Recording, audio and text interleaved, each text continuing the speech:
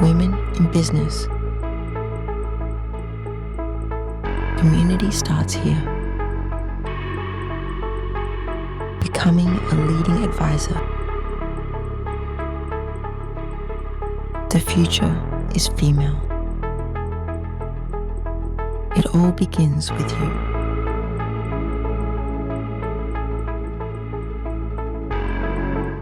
Right, we'll get started here. Welcome. This is the first webinar of 2025. I am Kim Johnson, investment consultant with Gradient Investments. Alongside me today, I have Lisa Schreiber, and she's an investment analyst with Gradient Investments. A few housekeeping items before we get started. There is a chat box for you to type in any questions you may have as we're going along. We'll address those at the end of the webinar, but do feel free to type in any questions you may have. Also, we have some exciting news. The Women in Business webinars are going to be moving forward, available as a podcast as well. So we will have 6 podcasts moving forward. And we're excited about that because we are going to be able to meet you where you're at, and you'll be able to join when it's convenient for you. Those will be available to you on Apple Podcast, Spotify, Amazon Music, and you'll also be able to view them on YouTube. The same format will still do our webinars, our monthly webinar, or excuse me, our quarterly webinars as usual. We're just going to have additional content with those podcasts. And we're going to be reaching out to all of you because we look to involve you in those as well. Exciting. Without further ado here, again, I have Lisa Schreiber, investment analyst with Gradient Investments. Today, what we want to focus on here is a market update, along with Gradient Investments and how you can utilize Gradient Investments moving forward. Lisa is going to come at it from the perspective of a consumer, and then I'm going to insert and inject maybe a little bit more from an advisor's perspective. So she's going to bring us the information more from a consumer's viewpoint, and then I certainly want to bring value from the advisor's perspective as well. And again, if you have questions, type them in the chat as we're moving along. But Lisa, what is going on in the market today? Yeah, let's talk about it.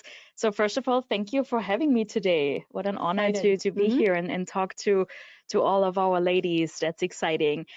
So yeah, we start with our market and economic update to see where we are at the moment, right? And let's look at the year-to-date asset class returns. How is the market actually doing year-to-date? And I want us to focus a little bit on the last column here, 2025 year-to-date, right? And what are we seeing here? We see a little bit of red, right? It's not good, but we also see a lot of green, certainly. And when we look at the US large cap stocks, which is the US market, right? When we talk about the market, we talk about the S&P 500, right? That this is how the majority of people sees it. And we are down for the year a little bit, so we got a little volatility and a little ups and downs here. But again, certainly areas of the market that work at the moment. And I also want to focus a little bit on the prior 2 years, the 2 other columns, 2023, 2024, which were just fabulous years, right? When we think of the S&P 500 returns, both years plus 20% returns.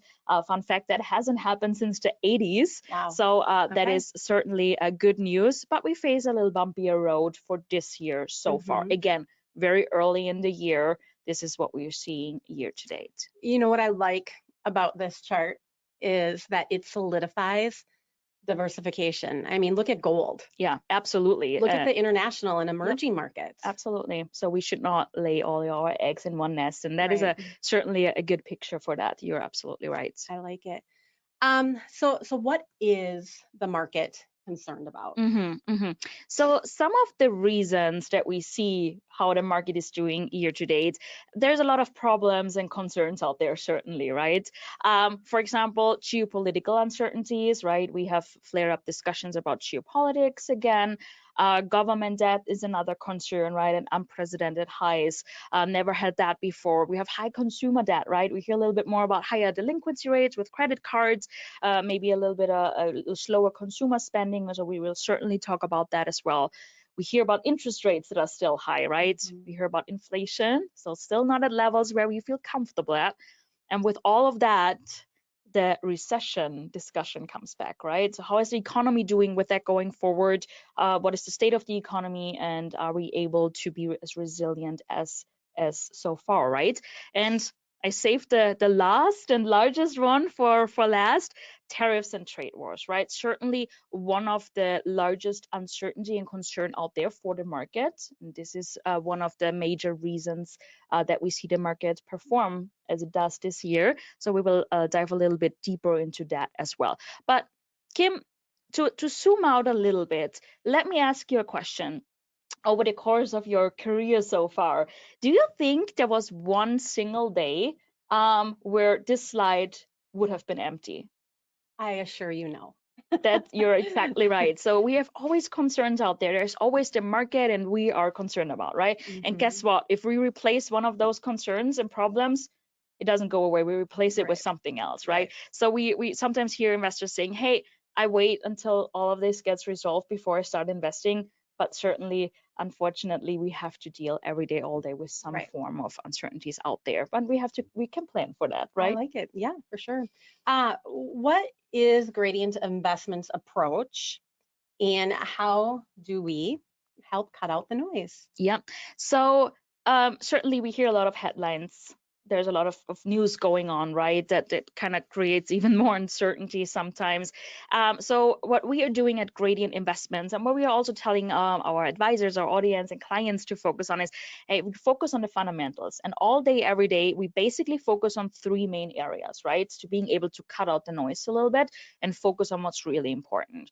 And that's basically three things, right? The three bubbles that we see here. It's first the health of the economy, health of companies, health of US businesses, how are US businesses dealing with that, and valuations. So what do we have to pay for those companies? And that's what we are focusing all day, every day. And I will now dive in a little bit more into all of those. GDP trends. Right. So when we talk about the health of the economy, right, to start with the first area, then to get a view of the whole US economy, how are we doing generally? We take a look at GDP trends, like gross domestic product, right? And the chart here that you see, it's very busy, but I just want to focus us on two main things. Green means good and red means bad, right? And when we focus our attention to the bar at the right hand side, to the last two bars here in the box, that's the forecasted and projected US economy growth that we see over the last 2 years, or can expect at this very moment. And what we first of all see, it's green, it's good, right? We're growing. And when we look a little bit deeper, then we see we're right around average, what we grow, right around long-term average. Are we growing as fast as some of the 2 years prior? We are not, right? We are coming down a little bit, but overall, I think we are still in a very good state. Okay. And another important thing that I want us to put our attention here is when we think of the majority of that GDP growth, right, is consumers. Like all the buying decisions that all of the ladies in the audience, you and I do all day, every day, right? So with that said, it's also important to look if we all have jobs, right? Are we all earning money to being able to spend and therefore help the economy grow? And when we look at the unemployment rate here, just short note on the chart here, the spike that was COVID, right? That was the pandemic. So we came down quite a bit from that. And the main takeaway on this slide is on the whole unemployment rate. Hey, we are at this very moment, we are closer to the 50-year lows than we are to the long-term averages, right? So we are still very much in a very good state. And we think, despite what we all hear in the headlines and everything, that we think at this economy, everyone that wants to find a job is finding a job, and the labor market overall is still in a good state. Okay. Well, let's address inflation here. That's a sore point, right, for all Yes. of us. Another certainly very important to look at the health of the overall economy is inflation, right? Again, same thing in this chart here. We came down quite a bit already from that spike that we saw Mhm. after the pandemic. We are still, and I think I do not have to tell us the actual number. I think we still feel it every day on the gas pump, right, in the grocery store. It is still very much painful, and we're still not at levels where we feel comfortable at with prices. But the good thing is we're moving into the right direction. And even if it provides stickier from here, we do not think we shoot back up to what we saw after Okay. pandemic levels. Good news. Mhm. Earnings growth. Explain that a little bit more. So that was the health of the economy, the first bubble. Mhm. And when we move to the second area, that's health of US businesses, right? Okay. So how are US businesses As a actually whole. growing Okay. as a whole? And we are looking at earnings growth here. And what that actually means is, are basically businesses, US businesses, able to produce their goods and services and sell them for a profit and grow, right? And when we look at the last on the right hand side, the light red bars here, the middle one, which is the projected growth of US businesses in 2025, right? And they are estimated to grow around low double digits, right? We came down already a little bit with estimates, and that's probably maybe also a little bit of optimistic, right? We started sometimes a little bit higher and then come down as we progress. But even if we come down a little bit more from that, we are still growing faster and higher than average, and we're still, like, the US businesses are still expected to grow 2025 and are very healthy. So what does that mean for valuation for these companies? So that's certainly the last area that we focus on very closely. That's valuation, or what do we actually have to pay for those businesses, right? For the growth of those businesses. And when we look at this chart, and I want us to focus again on the right-hand side here, then we see, and there's no sugarcoating here, right? We see it's expensive. We are right around mid and long-term averages. But what I want us to take away from that is, it does not mean that higher cannot go higher or lower cannot go lower, right? And what it actually means is we might have to look a little bit closer for US businesses, good US businesses, for reasonable prices, right? But there's another good point to that, or another positive to that. Yeah, the opportunity Absolutely abounds then. Yeah. Okay, so we've talked about the health of the economy, the health of the business, and valuations.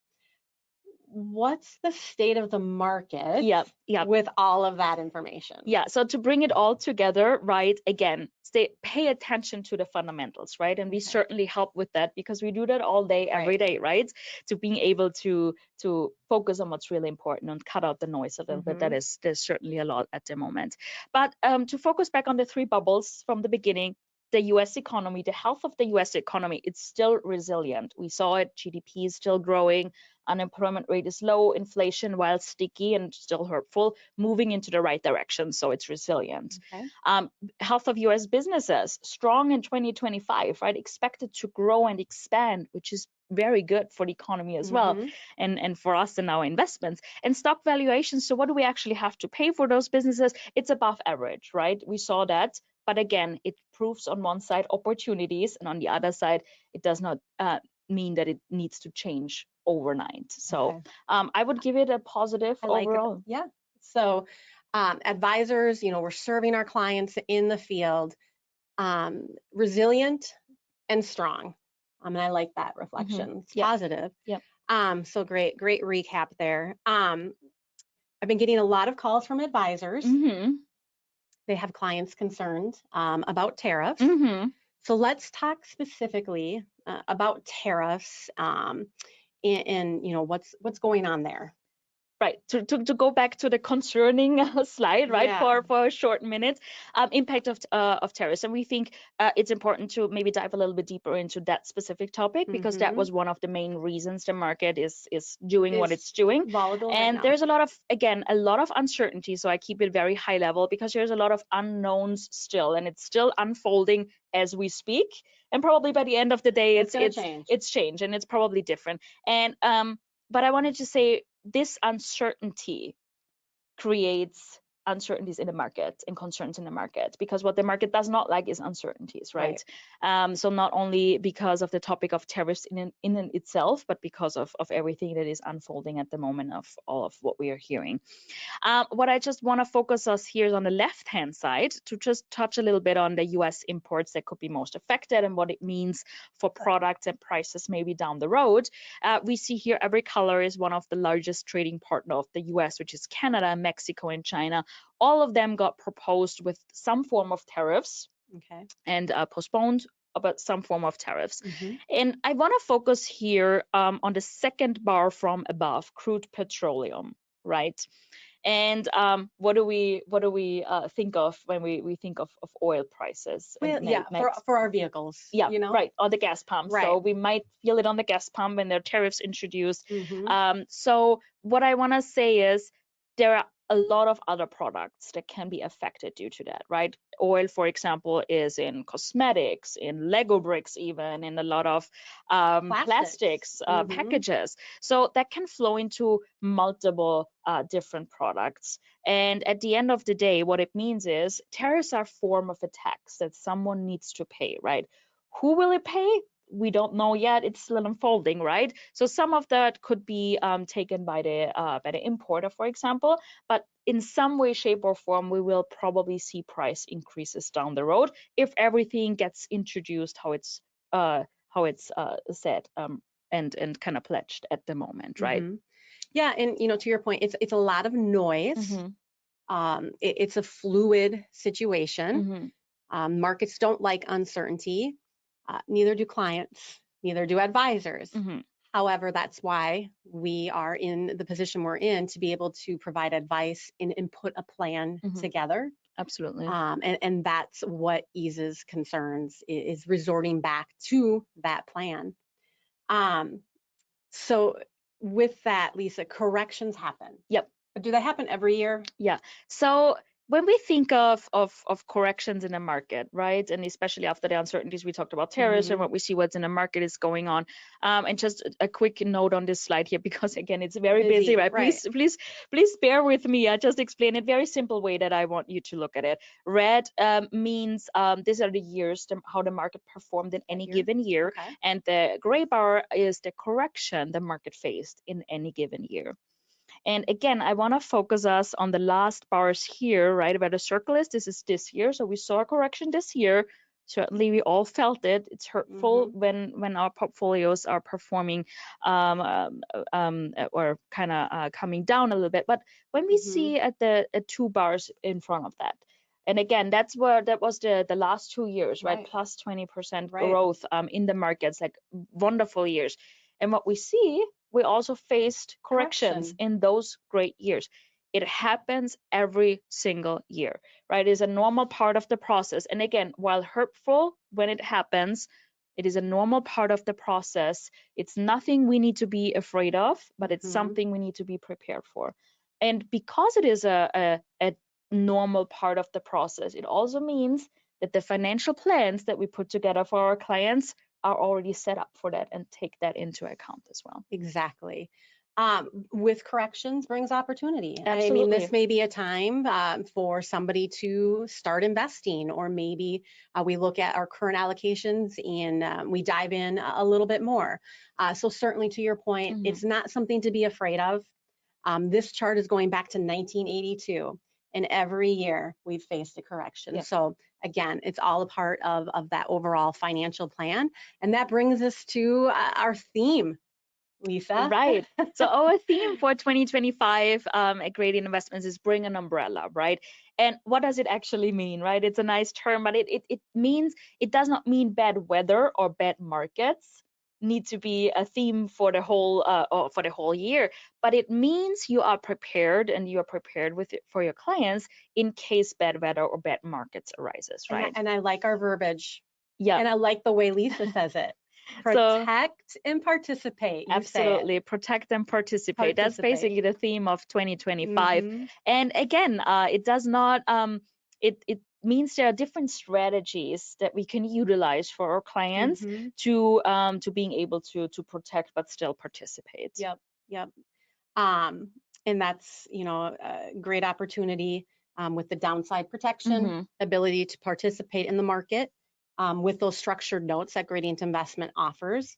But for money that's already invested, Lisa, what should an advisor's approach be with those clients? Yep. So when we look at it here, it's like when advisors are invested longer now and were invested over the last 2 years specifically, then we saw, okay, yeah, there was great. We had 2 years of, absolutely awesome market returns. Then we see probably this specific client will probably be a little bit ahead of the plan already because of those years in equity returns. But what it also means, and let's take as an example a balanced investor, right, with a traditional 60-40 portfolio, 60% equities, 40% bonds. With 2 such great years of outperformance of equities, the same portfolio leaving untouched over the years would mean it maybe looks a little bit more like a 70-30 portfolio now, right? 70% equities, 30% fixed income. So what it means is rebalancing that back to the risk level the client feels comfortable at could be a form of protection for 2025 and taking a little bit of those good returns and gains and rebalancing back to the risk levels. And I've been fielding a lot of advisor calls in the last couple of weeks. Certainly clients are nervous.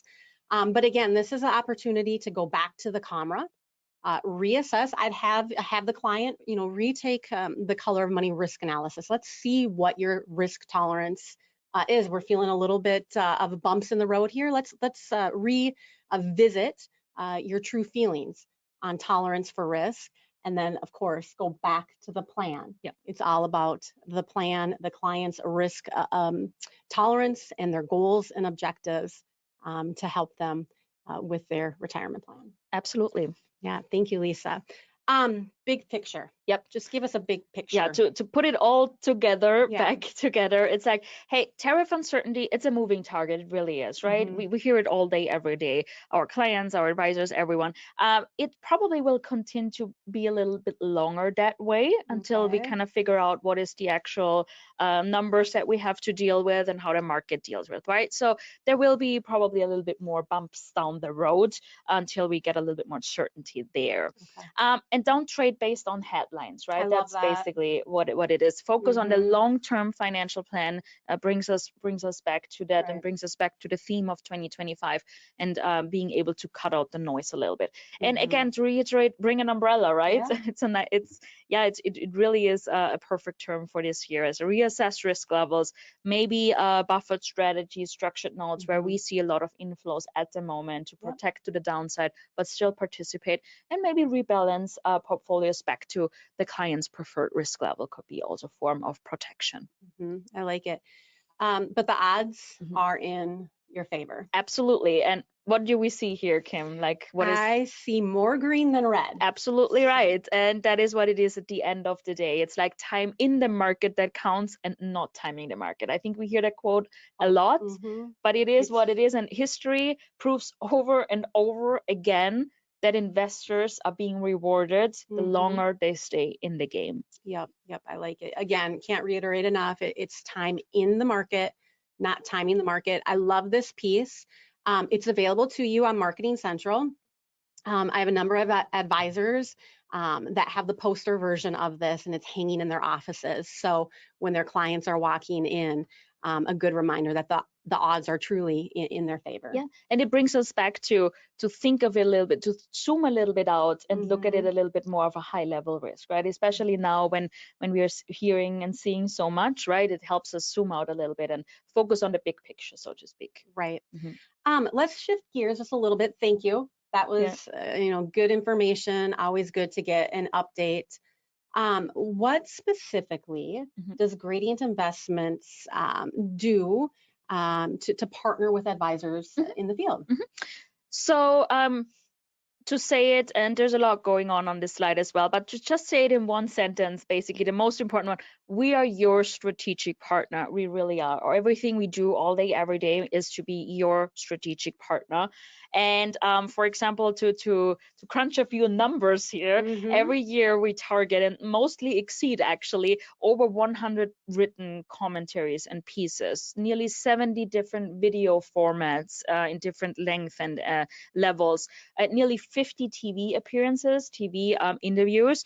That comes over 200 a year, and that's nearly 20 a month. Right. And then sometimes you like people ask us, I cannot use all of that. That's a little overwhelming. A lot of content. And it is. But the thing is, everyone will use it differently as it fits the practice and as it fits different clients, right? Some clients need a little bit more educational stuff. Some clients want a little bit more into the nitty-gritty, right? A little bit more into in depth. We have so many different things for different levels for what clients wants to hear for different purposes, right? So use it as you see fit in your practices, actually, and take as much as little you want.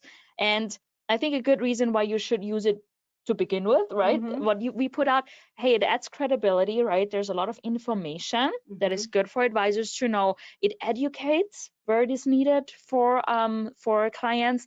You are relatable, right? There's a lot different things going on with videos and TV and all of that. So they kind of meet the people, they see us, they hear us, and you be proactive, right? So you get out in a timely manner to your clients with different topics. Yeah, no, I like it. Specifically, how you as an advisor can utilize the content. If you and your RIA firm have a referring advisor agreement on file with Gradient Investments, or if you're with an RIA firm such as Gradient Advisors that has a referring agreement with us, this is available to you. Now, I have a number of offices that use it in a number of different ways. Caveat, I always want to state to certainly consult with your compliance officer or compliance consultant to make sure that you have the proper disclosures before you push any content. But with the weekly content, I know the Paladin office uses the weekly talking points to put together short videos. Put it in socials, and they'll push it on their socials. The monthly written content, that comes as our monthly digest, and that is consumer facing. So feel free to utilize that as you see fit. The content would be available to you in Campaign Builder. So you can certainly add your disclosures and push it to your clients as you see fit, or certainly you can utilize Luzon Media to help in that. We do have hot button topics, the quarterly economic market outlook, and then we'll have ad hocs. So Tyler last week put together a short video on the market volatility. He put a special report together. We push that out, and then advisors are able to use that and push that to their end clients. I have had a lot of advisors call and state that they haven't received our information. It does come via email. It is also available in Advisor Basecamp and on our website. But what we've noticed is some advisors have inadvertently unsubscribed. So if you find yourself that you're not receiving this, just reach out to us. We'll make sure to put you back on the list to make sure you're receiving the content. Absolutely. Additionally, the media values Gradient Investments opinion, Lisa. Can you attest to the media appearances? I know you have a few of those. Absolutely. And yeah, I think a good point here is how I see advisors are using it, right? Is sometimes they have it on loop in their offices, right? And sometimes also when they're in client appointments and they decide for a portfolio to invest in that fits their needs, and they say, hey, let's take a quick look how Keith and Tyler actually, what is their latest opinion, right? What is their latest opinion on the news? They are valued by CNBC, Fox News, Bloomberg, Yahoo. So let's take a look that you can see and hear the actual portfolio manager that will manage your portfolio, right? So that is actually good. Good ways to bring it to your clients, bring it in front of your clients. Some advisors are posting it on their social medias so their clients can see it. So there are certainly different ways to utilize it, but we are actually, at the end of the day, we are doing that for you. So you have touch points and you have those clips for your clients and to use wherever you need it. Yeah, and use, credibility that it brings to you.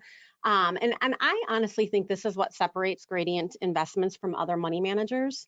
The ability to be able to reach out to a portfolio manager, pull them on a call with an end advisor, or excuse me, client of yours. That's what we're here for. Absolutely. We are your strategic partner. Shifting gears again, just a little bit, to women and wealth events.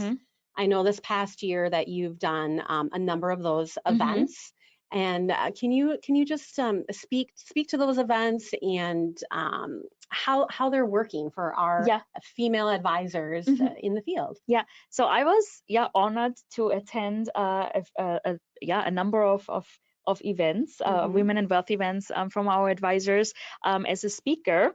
So always great to get out and kind of speak to clients and see where you're at, right? And see where you're at, and also see the advisor in action, right? It's really, really special for me every time I have the opportunity. So thank you to all of you.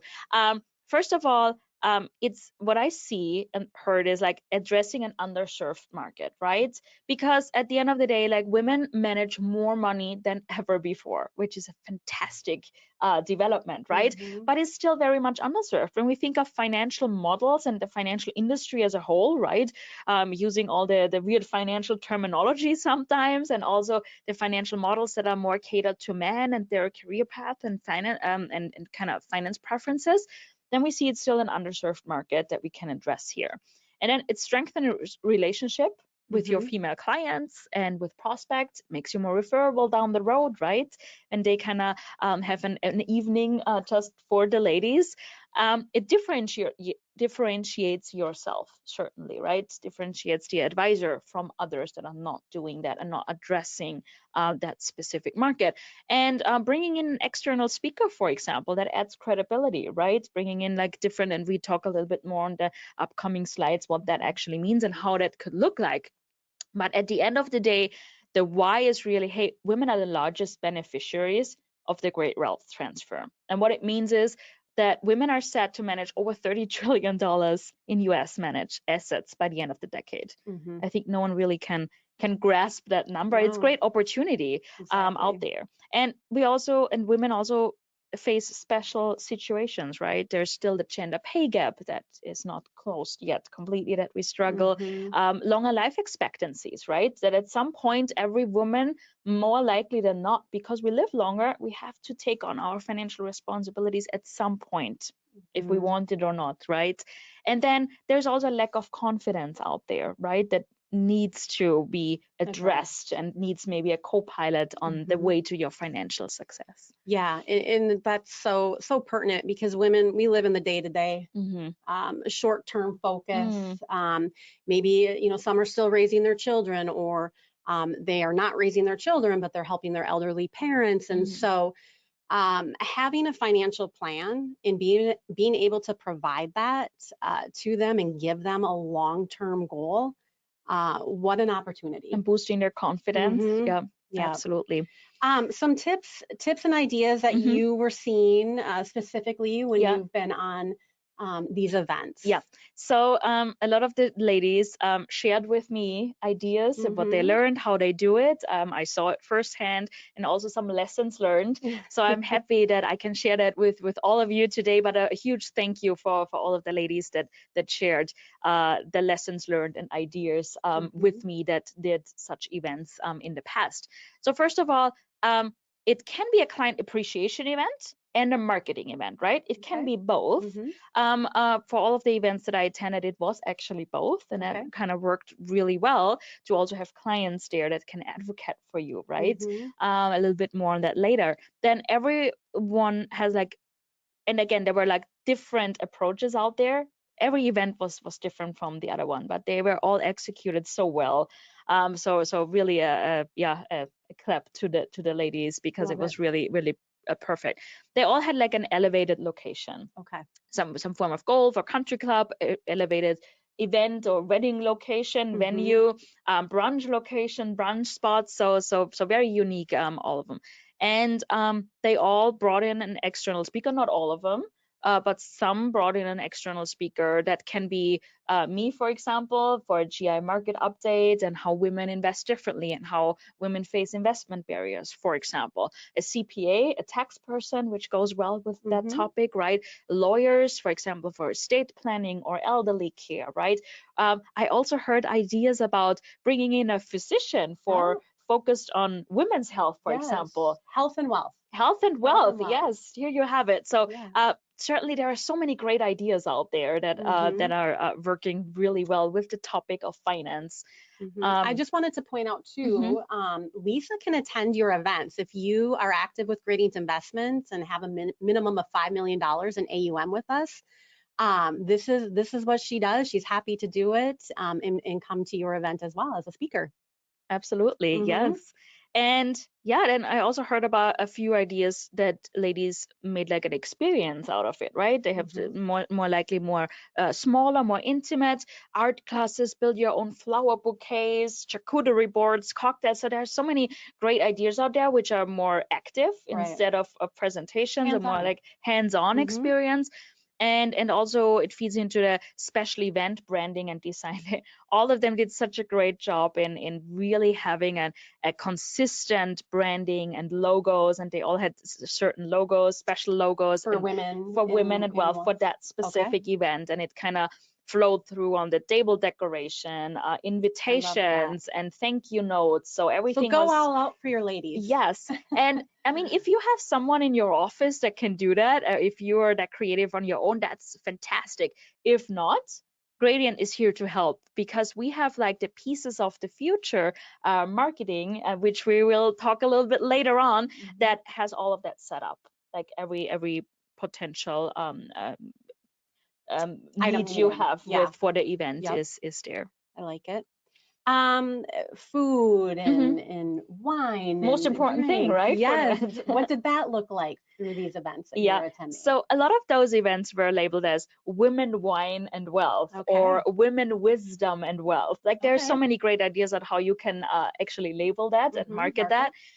For wine and food, again, like a buffet, a brunch, a special brunch, a charcuterie boards. I saw like prepared on the table, like everyone had their own little nicely charcuterie board. Coffee and dessert bars. I saw specially branded cocktails, for example, right, where kind of the cocktail had the color of the style they went with, and special names. So again, it kind of flowed through everything the event kind of had, like with the special topic and branding. I saw some piano or jazz players, you know, whatever your theme of the event is or where it is, you might want to bring in a musician, for example. And then again, and we talked a little bit about that before, recognize your advocates, right? If you have clients at your events, I saw all of the ladies that I attended the events with, they had advocates. They kind of recognized them during their speech, right? Let them stand up, tell prospects, hey, these are the clients that I have great relationship with, right? If you have questions, ask them, right? They had special lanyards sometimes that prospects know, if I want to have questions about the advisor, about anything they might provide, I can go to that client already. They got recognized with gift cards, for example, a special bottle of wine, which makes them feel very special, right? And shows potential prospects who they can ask for questions. And also I saw raffle prizes, right? Some raffles to kind of between the presentations to kind of make it a little bit more relaxed. Very fun ideas. Before event, after event, I know there's a lot that goes in to putting any client events together.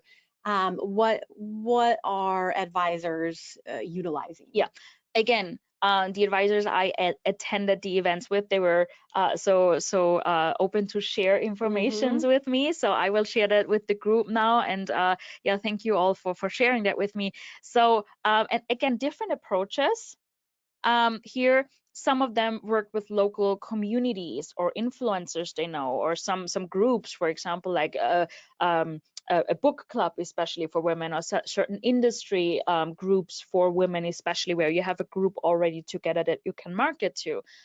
Posting on your socials, add campaigns on your social, for example, different Facebook groups for different, again, industries, different book clubs, maybe women specified groups. Invite your female clients. And plus bring a friend, right? The traditional plus bring a friend that worked really well. Use Campaign Builder in Gradient's Campaign Builder to help you keep track of everything.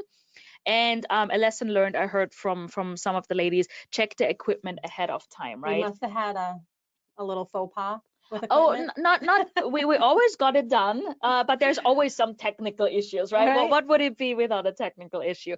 But I heard it as a lesson learned. Hey, check equipment ahead of time. Sometimes the events are also new to the advisors, right? So kind of check what you're working with basically there. That kind of alleviates a little bit of the nervousness that you might have as the host of such an event. Good reminder. And after the event, hey, call all attendees, say thank you, right? The typical what you're doing after events, kind of schedule appointments, look what kind of appointment setups you got back, post on social media with the prize winners, with the speakers, kind of get it out, post a recap about the great time you had. That always is good as a reminder, also to kind of keep up with the clients that maybe didn't have the opportunity to come or didn't showed up. So that is some of the lessons learned and some of the ideas and proven things that worked. Yeah, and these events are working. Absolutely. The Women in Wealth events are a huge success, fantastic marketing opportunity. Lisa, you've attended all of these for our advisors. And again, there are more out there, right? It's just some ladies are doing it on their own, right? They do not necessarily need a market update outlook. So I heard about even more great Women and Wealth events other than those. I just listed the ones that I attended, and the ladies were again so open to share information with me. And again, all of those events look differently from one another, and all of them are executed so well on its own. We had more intimate events, we had larger events, right? Some of those were just happened not long ago, so we do not really have all the stats and all the data yet to be available. For Jen and Sandy, we have some numbers already. And this is like, this is not, you have the events and then you have new clients or AUM. This is ongoing, right? It strengthens relationship. Each event strengthens relationship with their clients, and they all attested to that, right? And kind of brings in prospects as well, but also brings in referrals over time, right? Brings in more money from their clients that they already have. So all of that is kind of for long-term. You see the benefits long-term as well. Yeah, and just a little photo recap. Yeah, that's my favorite slide. Yeah, that's some photos of the events I attended. And again, like you see a little bit of how they were set up, right? All different venues, all very, very well executed. And it's just such a great time for me as well to see our advisors in action, meet their clients and the questions they might have. That's very special for me. Yeah, I love it. As we had alluded to just briefly, many of you may be familiar with the Dream Do marketing content that Gradient had put out. That has been rebranded and updated, and so we're excited about that. It is now titled Pieces of the Future. It is available to you in Marketing Central. So feel free to check that out and utilize that as you see fit. And we have a lot here, Kim, right? We have like invitations, social media posts, radio scripts, video scripts. So there's a lot out there already branded for your Women in Wealth event and content. So that is really fantastic resources to utilize. Yeah. So yes, check that out. With that is Q1 Women in Business webinar. Yeah, absolutely. It was fantastic to discuss with you today, Kim.